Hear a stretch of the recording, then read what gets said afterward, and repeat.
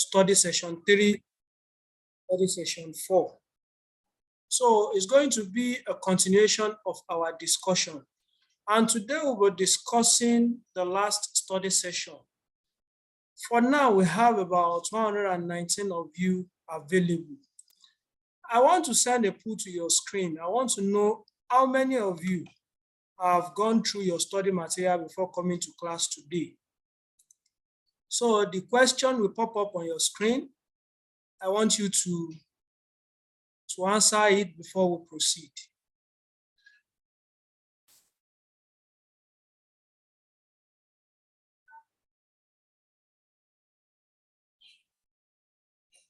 All right.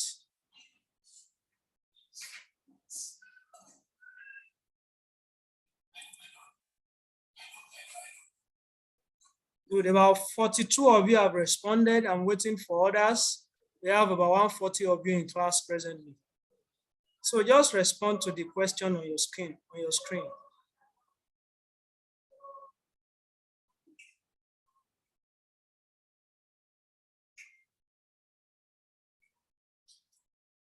All right. 66. I'm looking for about 100 responses. Once I'm able to get 100, I will publish it so that you too can see for yourself how well you have been preparing for the class before coming to the class. I have 76 already. So let's get it going. Good, it's 1. All right. All right.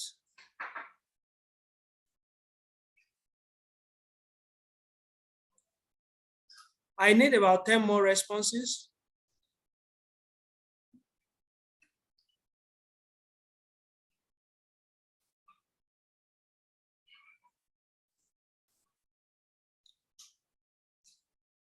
Five to go.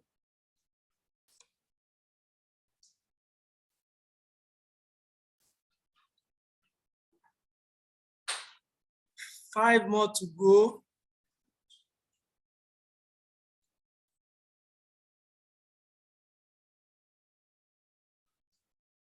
All right. So this is a good time to end it.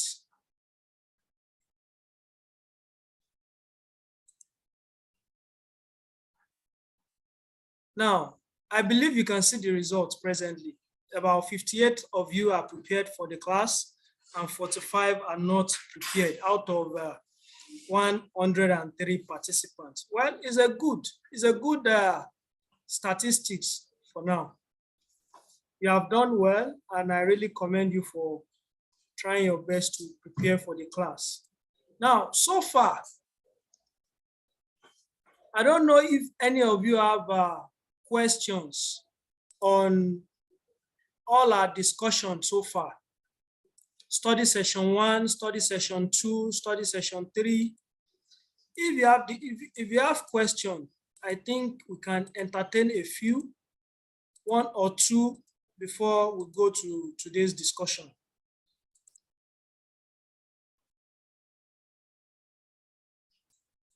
So if you have questions, you can raise up your hand so that we'll quickly go through it. I think 1 or 2. I'll just take 1 or 2 persons, then we'll go to today's lecture. Okay. All right. I think I have one now. Golden Girl, can you please rename yourself so that I can know your name in particular? Golden Girl is not a name. Please rename your screen so that you can have a name. Once you change your name, I will call on you to ask your question.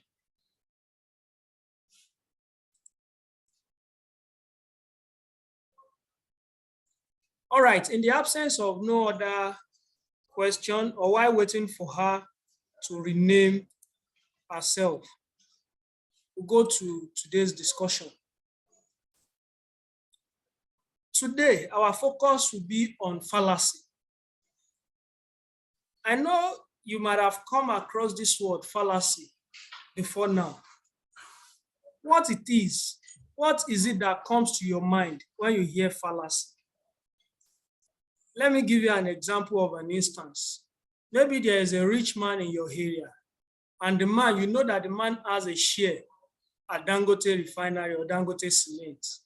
And the man is now proposing that they want to tar the road of your house.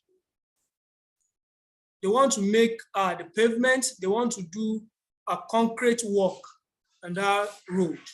And one of the landlord in that area then raise up objection in their meeting that, sir, we know that the reason why you want to do this thing is because you have a share at Dangote Cement. So that whenever they are buying cement from Dangote, money will be coming to your pocket. That is why you are saying you want to tar this road. Now, from that example, what kind of thing is the argument right or wrong? Is the argument correct or not? This is what fallacy entails. This is what we want to see in fallacy. Now, what do we mean by definition of fallacy? So fallacy is an argument that tends to persuade but should not persuade. Consider the example that I just gave you when I started this lecture. That man in Dangote, the has shares in Dangote Cement. Whenever that man proposes his argument, somebody that does not have in-depth thought about it will say, yes, it's because you have share in Dangote. That is why you want us to buy cement there. But there are other arguments that will supersede that. Can you see that that argument, it tends to persuade people that it's because you have share, but it shouldn't persuade you because that man is actually developing your community. Is actually developing your community. Some people are raising questions that they can't hear me. Please, once again, if you can hear me, I want to see your thumbs up if it's loud and clear, so that we will know that they are the one that's having problem. All right. All right.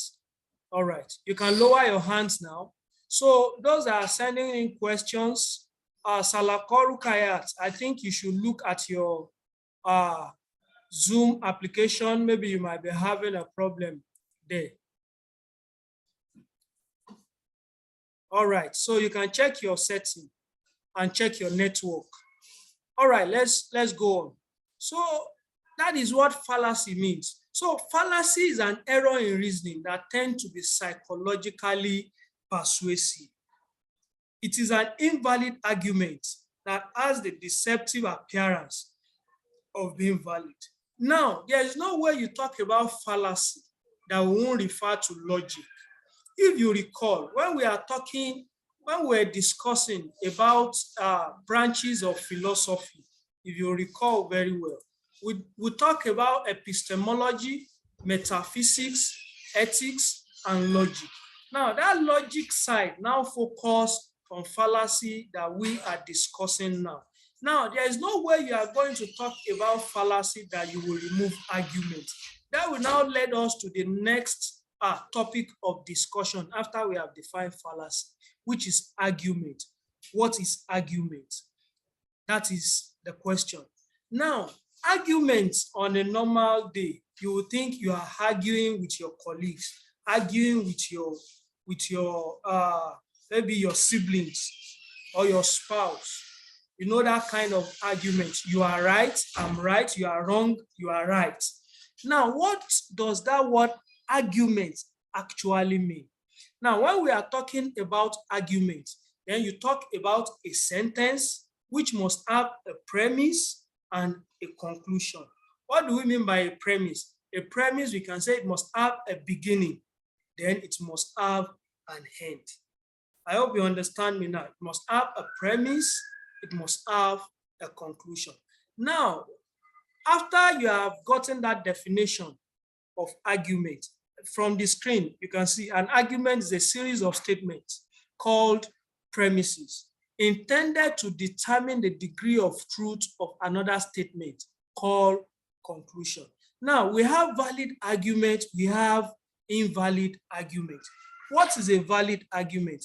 A valid argument is an argument that draws its conclusion from the premise. An invalid argument is the one that does not draw its conclusion from the premise. Now, let me explain it with this example you are seeing on the screen. The first one there, it says, some men are hawkers, some hawkers are rich. Therefore, some men are rich. Is that argument valid? No. It said some men are hawkers. That means there is possibility of men hawking goods. It said hawkers are rich. Is it all those people that are hawking goods that are rich? No.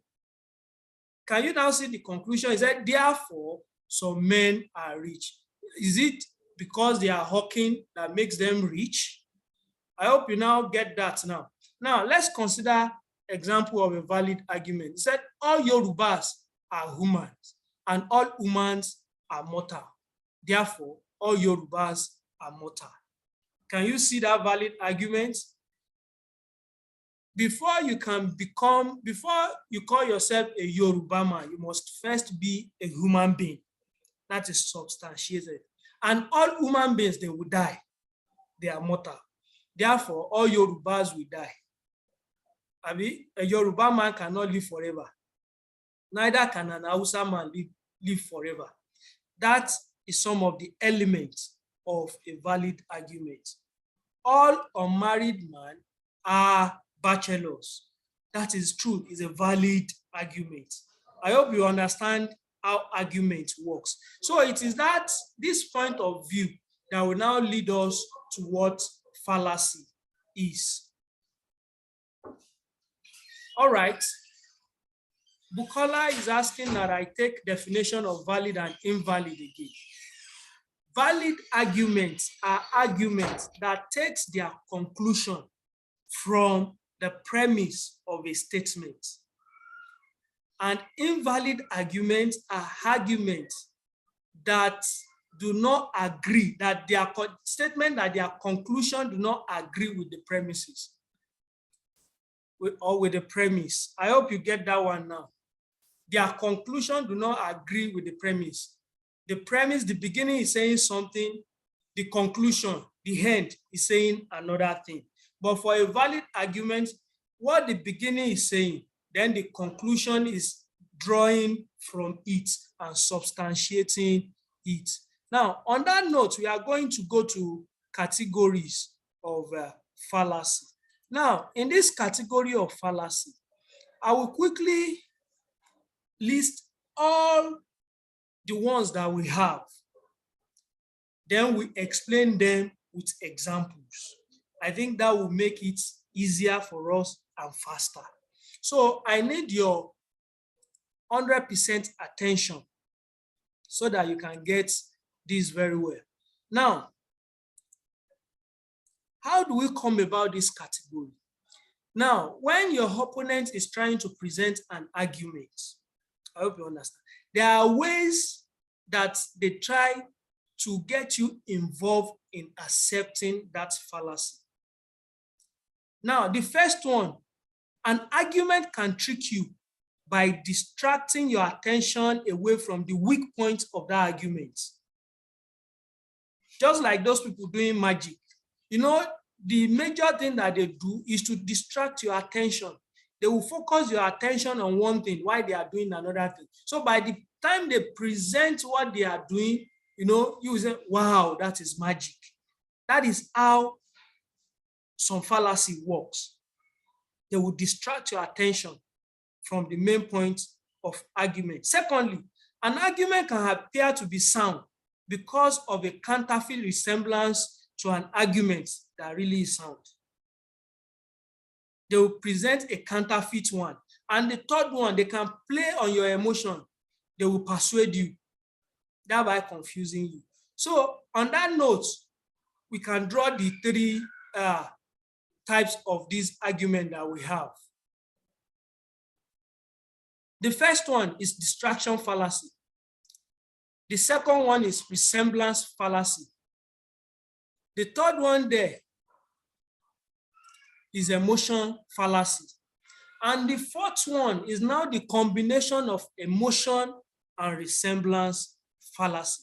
Can you see that it is now easy for you to get it? It said distraction fallacy. They are distracting your attention from the weaker point of their argument.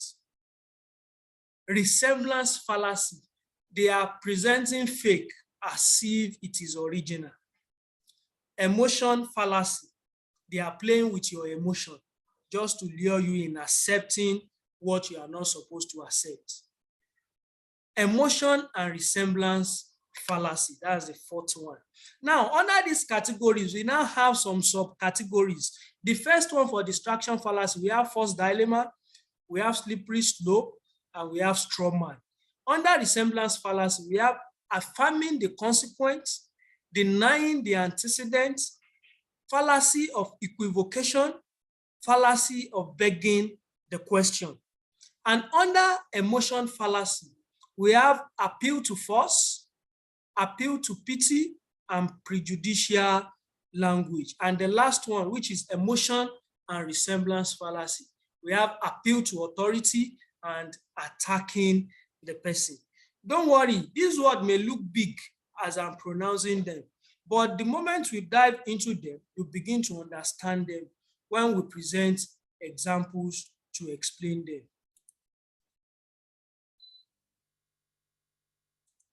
Now, let's go to the first one, which is distraction fallacy. The first one there is what? Is false dilemma. Now, this fallacy is a bad argument because it has a false premise. That is, the base of that argument, the beginning of it is not true. It presents an either or choice. And in fact, there are more alternatives. What this one is saying is that when they present that argument to you, they will present it as if that is the only option that you have. If you don't go for that option, there is no other option. That is how they present it. Let's see the example on your screen. It said either we legalize drugs or we keep building new prison and filling them with drug offenders. So what this one is trying to say that the only way for us is if we don't legalize drug, the next thing is to build prison and be putting people there. That is what false dilemma is. I hope you understand me. So false dilemma is that they are trying to present one option for you that if you don't do this, there is no other option for you. If you don't legalize drug, the next thing for us is to go and build prison and be putting people there. Now, this type of argument is typically of a false dilemma, and the arguer claims that there are two alternatives and that one is unacceptable, so we should choose the other. But in fact, there are more alternatives than the two stated. So we are distracted by undesirable or preposterous one of the alternatives is, and we tend not to ask whether these are the only two alternatives. In example given, there are other alternatives. We could reduce amount of prison time for those who have been sentenced. We could substitute house arrest with drug testing for prison sentence. That is, anybody that is caught with drug, we can place them on house arrest instead of putting them in prison. It may be that not all drugs will be legalized, but a few of them will be legalized. So these are examples of false dilemma. They said, if you don't do this, it's either you do this. The next one there is slippery slope. Sometimes we object to something on the grounds that if it is done, then something else will happen or is likely to happen as a result.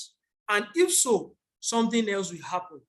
Now this, it gives a kind of progressive way of something happening. If you don't do this, it will do this. If you don't do this, it will go like this. If you don't do this, you will do that. If you don't do this, you will do this.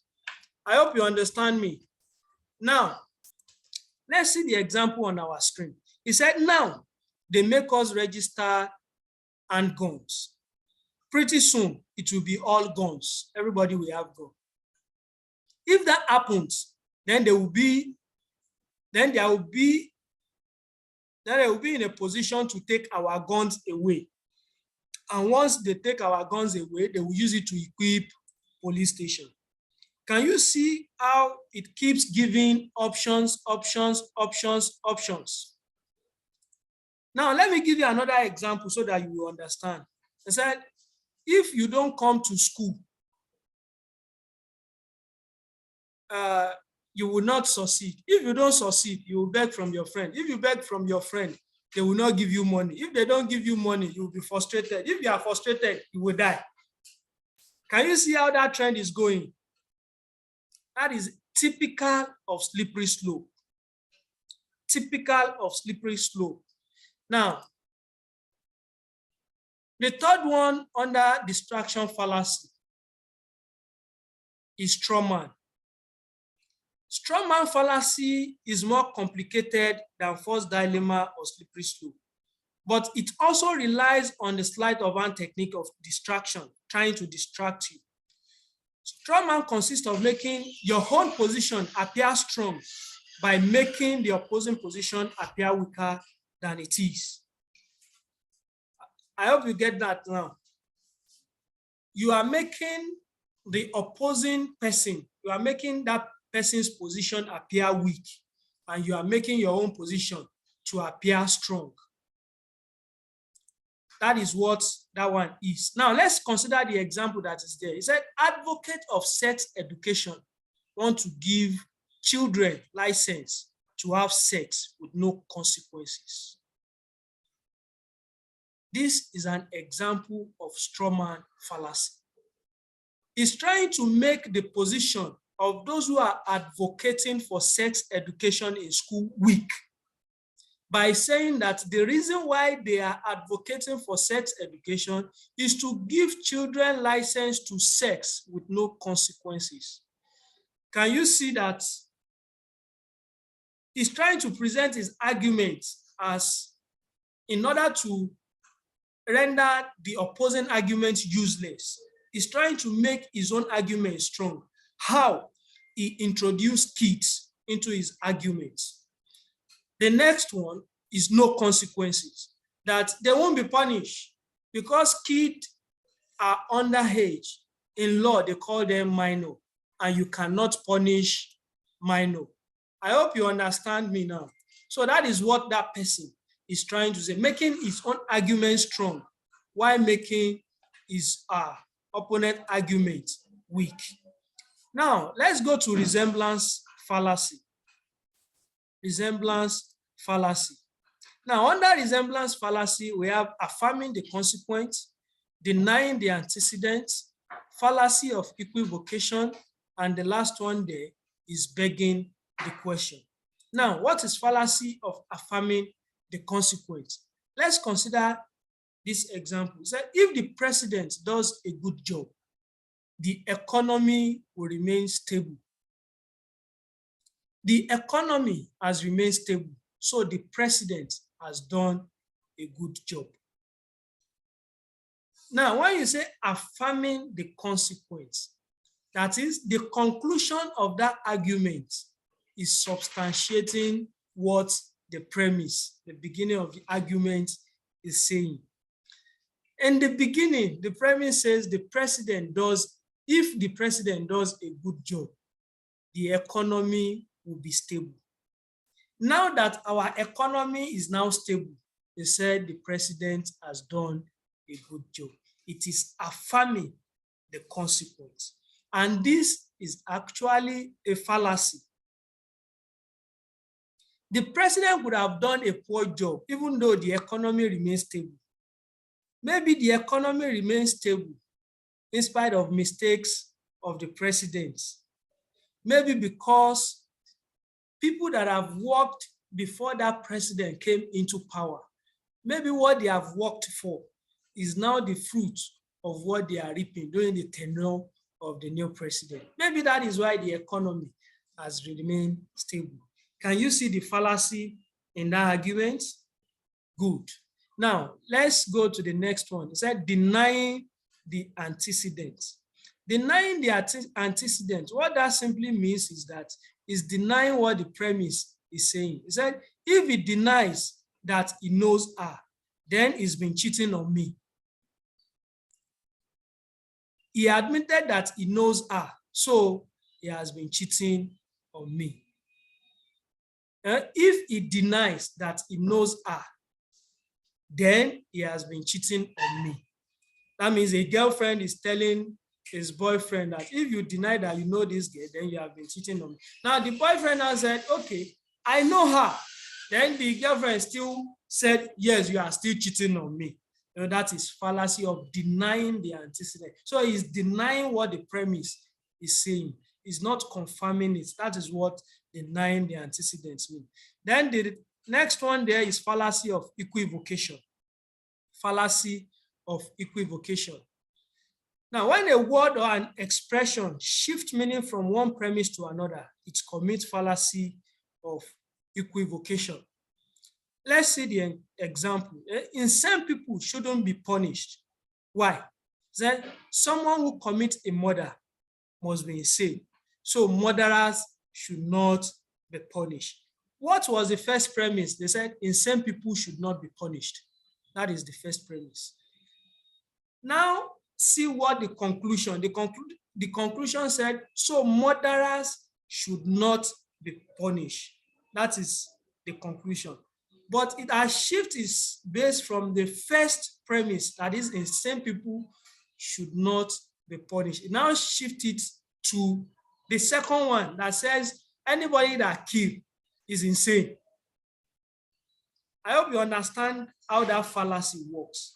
Fallacy of equivocation.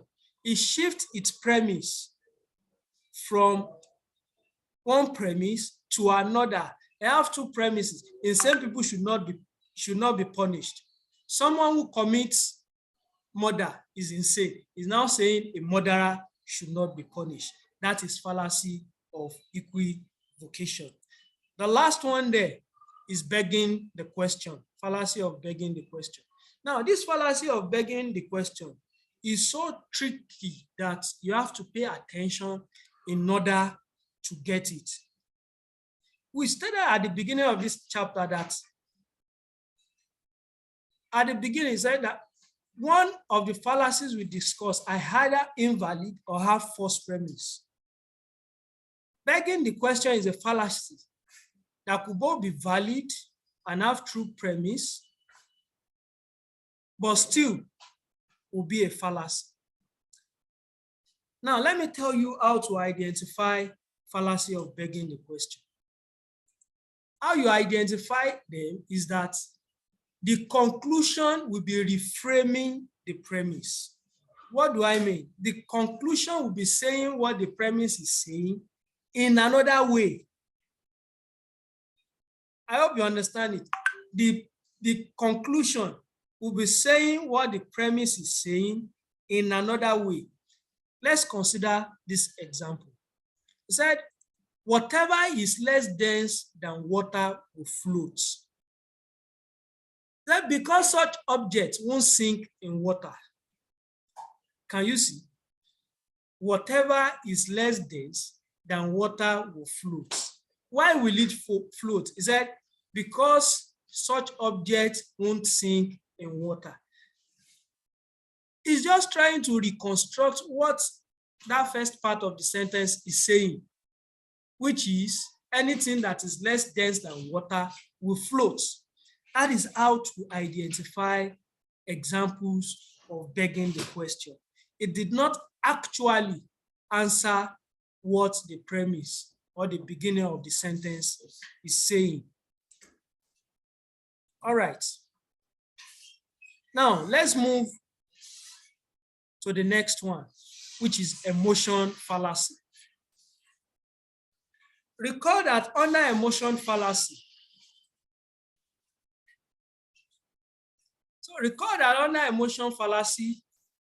we have appeal to force, appeal to pity, and prejudicial language. We will also consider these categories using examples. Now, appeal to force. Okay, let's take it together. Appeal to force and appeal to pity. You know, they can be explained together because they have very important similarities.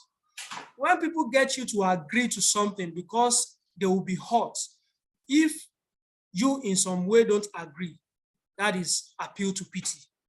But if people get you to agree because they will hurt you if you do not do something, that is appeal to force. I hope you understand that. Now, let's consider this example. For appeal to force, it said, so you are an environmentalist. I would think twice about that if I were you. There are a lot of people in this town who depend on lumber and timber industry. They are not going to be very happy with you if they find out about your views on preserving forest. Can you see that he's trying to force that person? How is he trying to force the person? He said, if I were you, I would think twice. That is more like you are threatening the person. That if I were you, I would not do that too. Because if people catch you, because you do not hold their view of preserving the forest. I hope you understand now. If you don't do this, I will beat you. This appeal to force is common among mothers. When you want to send your children out to get you something, and the children say it's not going, they say, if you don't go at the count of 1, 2, 3, I will beat nonsense out of your body. I hope you get that. Appeal to force. What of appeal to pity? You want to send your children somewhere, and you said, Samuel, come here. Go and get something for me. I will give you sweet when you come back. That is appeal to pity. Or, oh, that example could be wrong. Let's use the one on the screen. It said, I'm qualified for the job. I have a little experience in the area, and I've been out of work for 2 months or so. So I really need money so that I can live. That is a kind of appeal to pity. Are you qualified for the job? No. Why? Because you have little experience in that area. But you are now presenting your case so that they will have pity on you and give you that job. You said, I've been out of job for 2 months now, and I don't have money to spend. My children are suffering. I can't take care of my wife. I can't take care of my parents. But you are not qualified for the job now. I have people to feed. I have people to take care of. That is appeal to pity. And this is common in the court of law. For example, a lawyer is presenting a case to a judge, and maybe that person was supposed to be sentenced to prison. They will say, my lord, sir, kindly tamper justice with mercy. My client have parents at home, is the breadwinner of their family. Can you see appeal to pity? That is how it works. And when you identify such, it is called what? Fallacy. And which kind of fallacy? It's a fallacy of emotion. The next one there is prejudicial language. An argument can also provide emotion for belief without providing support for that belief by using prejudicial language.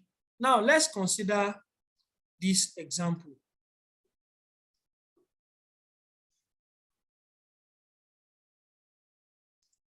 He said, Chris outgrew the naive view of human being as a mechanistic robot. Let me come again.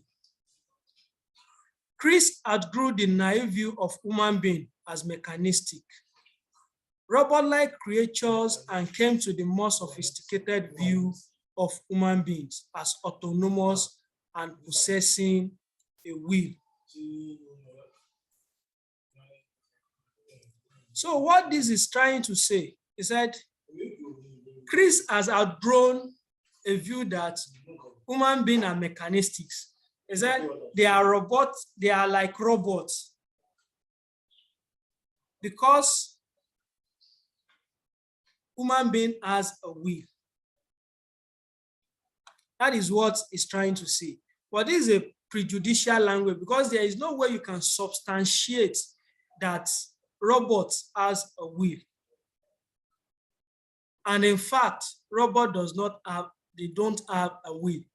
That is, they cannot decide what they want to do. They are rather programmed to do this or else do that. I hope you are following. So when an argument does not have a basis to substantiate that claim, said it is a prejudicial language. When an argument does not have a basis to substantiate its claim, it is called what? A prejudicial language. Now we move to the last one there, which is fallacy of combination of emotion and resemblance. Combination of emotion and resemblance. The first one there is appeal to authority, and the second one there is attacking the person. Now, what is appeal to authority?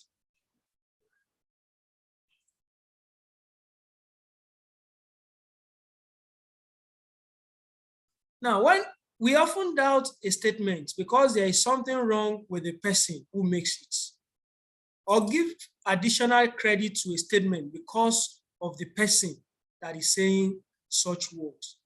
These kind of words are called appeal to authority or attacking the person. Now, let's consider this example. The first one there is for appeal to authority. He said, majority of doctors think that the morals of our young people have declined. Majority of doctors think that the morals of our young people have declined. Now, in this statement, where is the fallacy there? The fallacy there is the thought of doctors. Why is it a fallacy? Are doctors, are they moralists? Do they have experience in moral matters? Are they authority in that area? I hope you understand now. Because they are not authority in that area, they cannot give a final say on whatever happened in the moral situation, condition, or whatever. So, but you are trying to present an argument by mentioning doctors because people respect doctors. Whenever they hear that somebody is a doctor, whatever that person says, they will take it as a word from authority. I hope you understand how appeal to authority works. Now coming to attacking the person. Let's see the option there. Our former mayor or our former governor favored legalizing prostitution, but it was the most corrupt mayor we ever had. There is no way we should legalize it, if not that mayor is corrupt. Can you see the argument? Now let's see the fallacy there. Said the point of discussion is that the governor or the mayor favors legalized prostitution. Now see the conclusion. It said because the mayor is corrupt, they are now attacking the person of the mayor so that they can invalidate the legalization of prostitution. Can you see how attacking the person works? Now, let me give you a practical example of this. If you recall some years back, when the issue of fuel subsidy first came in Nigeria, they set a panel at the Senate chamber, and the person that chaired that committee to look into the issue of fuel subsidy was one man from the north. And at the end of the day, they said some people presented money to that man, and the man pocketed the money. The person that now gave the man money now shouts that, we gave this person money. The person is corrupt. Because he's corrupt, is not in a capacity to chair those who will look into the issue of fuel subsidy in Nigeria. I hope you can recollect. They have attacked that person to render whatever it is the man is presenting invalid. Do you understand? That is an example of attacking the person. So now, with what we have discussed today, those of you that you are nurses, if a patient came to you and started presenting his case, you should be able to pick out the fallacy in those statements. Because if you are unable to pick out the fallacious statement in what the person is presenting, you will discover that you will be presenting a wrong prescription to the patient without knowing what actually happened. For example, if a patient comes to you and he says, a doctor of philosophy at Lautech says I have malaria, so I have come to you to give me malaria drug. And you went ahead to give such person malaria drug. What has happened? The person has committed a fallacy of appeal to authority. Because the person, doctor of philosophy, does it mean he's a medical doctor? Is the person qualified to certify that such person is having malaria? I hope you understand that perspective. Now, on these notes, we have come to the end of the discussion for the class today. Now, I would like to take one or two questions. Before I give you further instruction on what we'll be doing at a later time. All right, I have 3 questions already. I won't be taking much questions, so I'll just few of you. All right. Kemi Olowoyeye, you can unmute yourself and speak.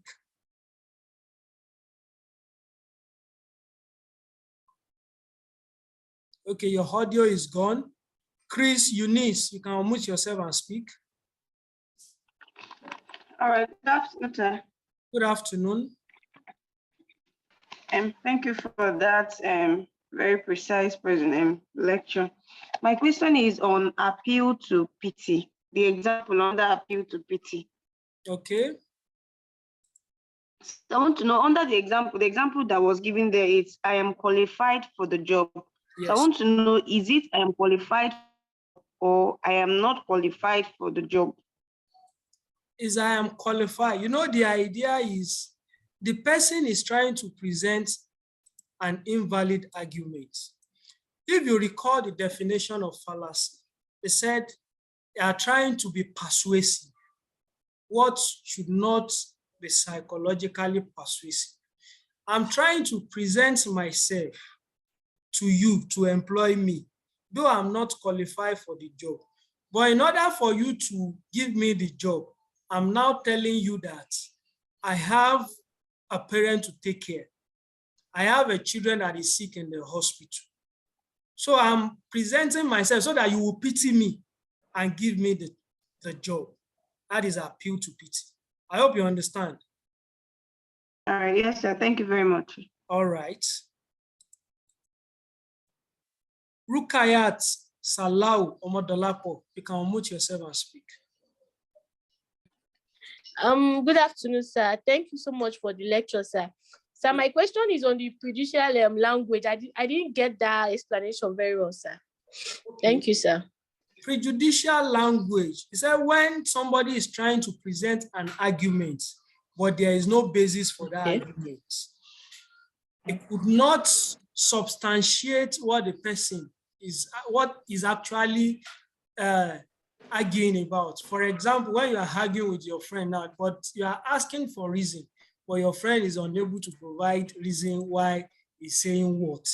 I hope you understand now that your argument does not have a base, does not have a basis. Do you understand? So when an argument is being presented, but there is no basis to justify that argument, to categorize such under judicial language. All right.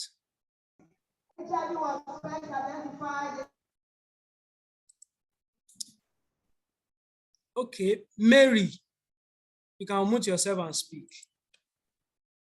Good afternoon, sir. Good afternoon. Yes, sir. Please, I want to know the difference between premises and conclusion, sir. Thank you very much, sir. Premises and conclusion. Yes, sir. All right. Now, when we begin our discussion, can you see your screen? Talk about Yes, this is where we give the definition. An argument, when you have a statement has a premise and a conclusion. The premise is the base of your argument, and the conclusion is the support you are trying to give your argument, as we put in a simple way or format. For those of you unmuting yourself, kindly refrain from doing so. So from the definition on your screen, an argument is a series of statements called premises intended to determine the degree of truth of another statement called conclusion. Now, see the example that is on your screen. Some men are hawkers, some hawkers are rich. Therefore, some men are rich. The premise there is what? Some men are hawkers, some hawkers are rich. Those are the premises there, which means a statement can have more than one premises. And the conclusion there is therefore some men are rich. That is the conclusion that is there. How do you identify conclusion? By the use of the word like therefore, but,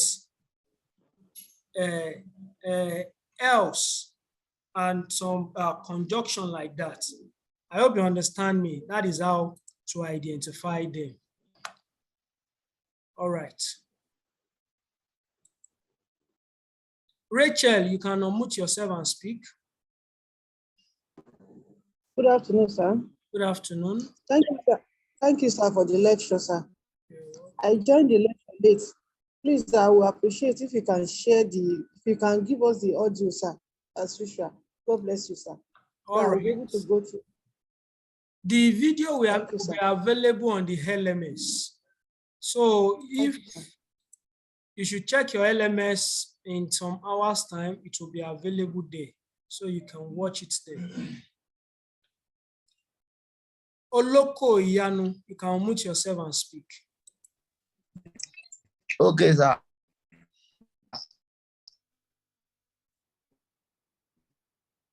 Go ahead, we are listening to you.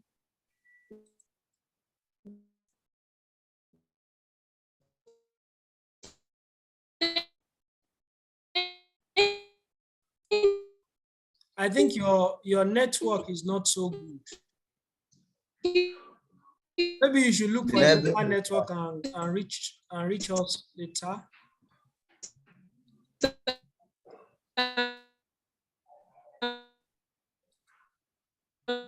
You need question. Unmute yourself and speak. I said thank you. Answered already. Thank you, sir.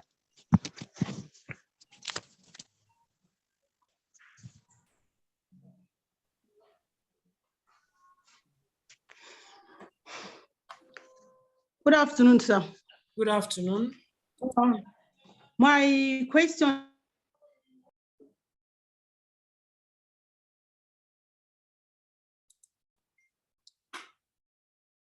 We can't hear you again. You have muted yourself. Please unmute yourself and speak, please. Okay, sorry.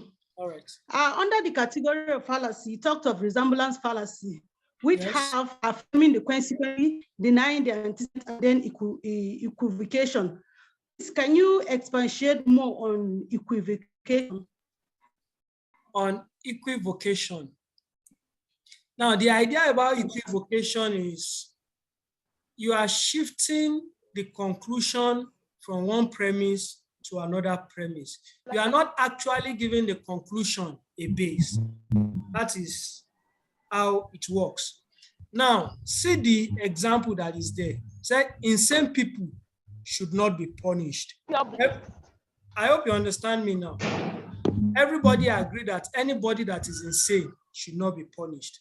Now, see the second premise is that anyone that commits murder is insane. You see the other premise. Now see the conclusion. They said, so anybody that murders people said they should not be punished. Can you see that that is a fallacious argument?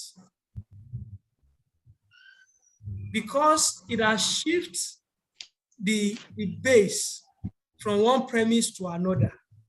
It is not actually substantiating whatever it is trying to justify. Look at the example again so that you can get it more clearly. Insane people should not be punished. Someone who commits murder must be insane. So murderers should not be punished.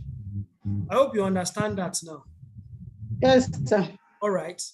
Pauline Isaiah. Thank you, sir. Unmute yourself and ask your question.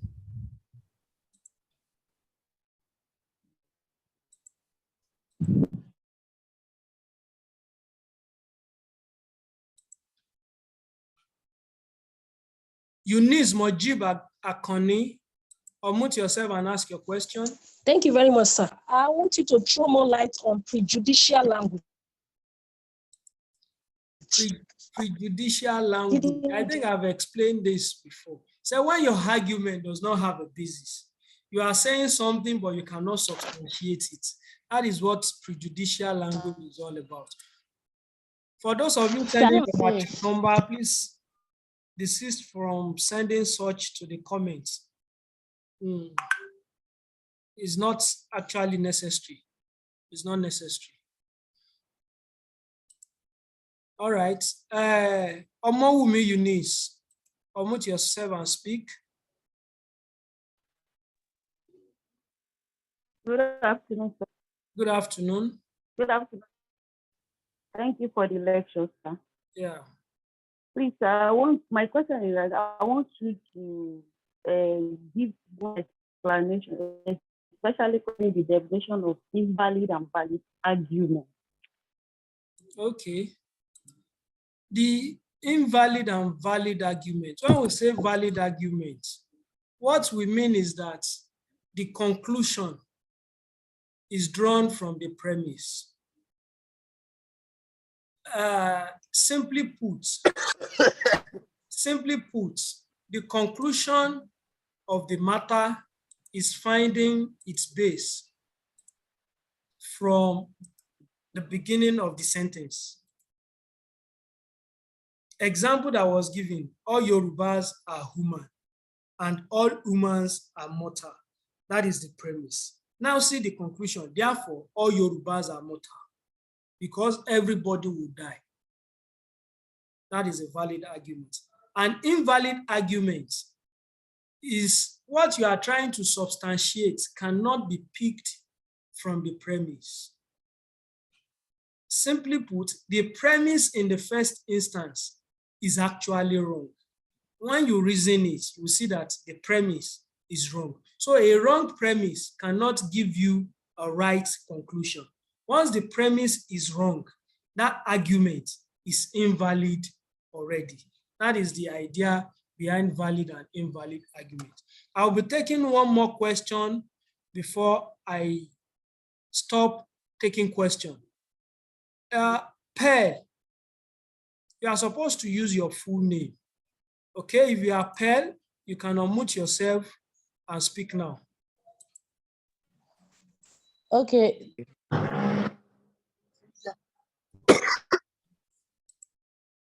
Thank you. Good afternoon, sir. Good afternoon. I want to ask a question on equivocation. On equivocation. Yes, sir, that you explained the other time. But you have gotten it right? No, yes, I've gotten your explanation. Okay. Okay. But my question is, are they really true? Because where a murder must be insane, so murders should not be punished. Like the one on murderers. Insane. Now, let me put it. Let's put it in a perspective. So depression or so something like that. Okay, let's put it in perspective so that you will get the idea. The first one says insane people should not be punished. Do you agree? Do you agree? Yes. Well, I want to move on now.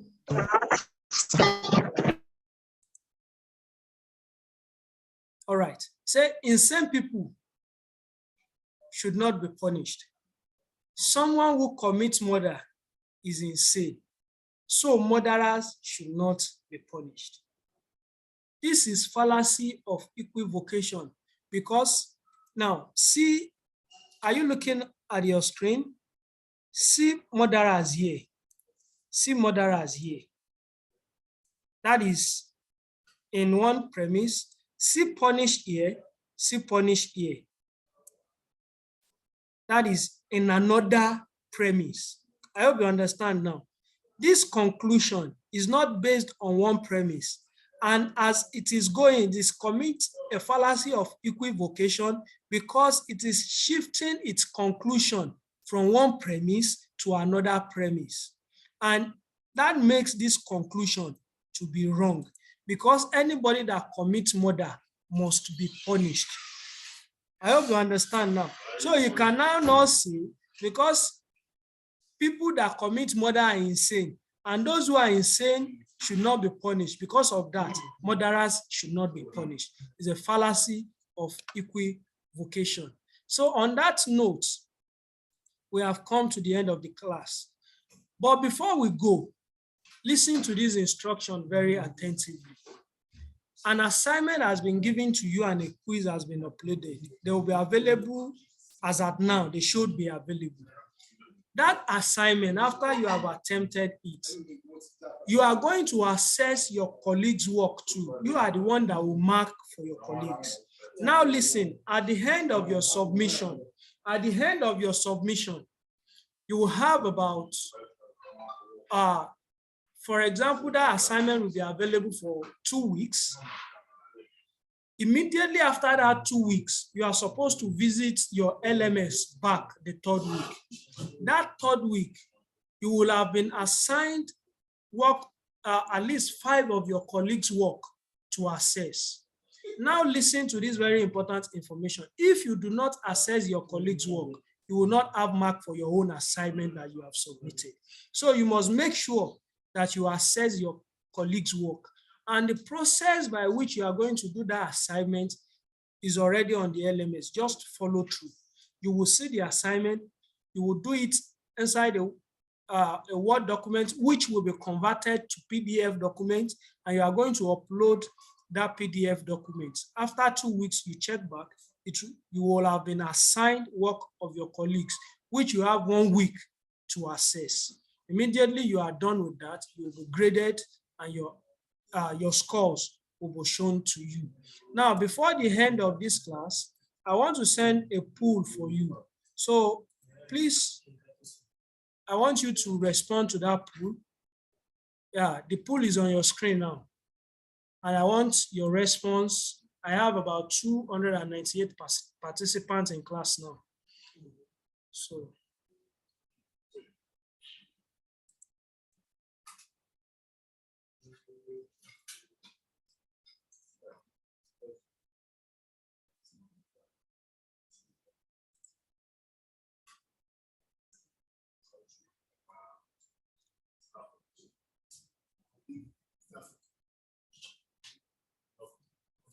All right, that's interesting.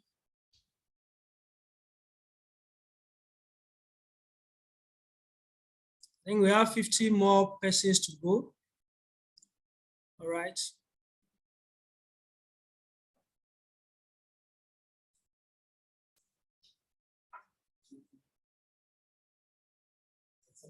All right, that's interesting.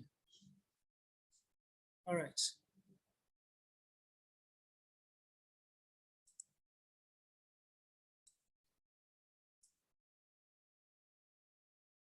All right, we have about 20 people more to go.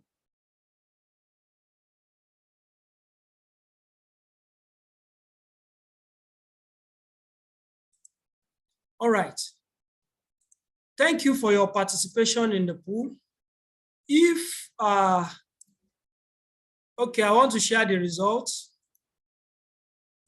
The result is saying all of you enjoyed the class. Actually I'm really flabbergasted. Thank you for the response. All right. We have come to the end of the course.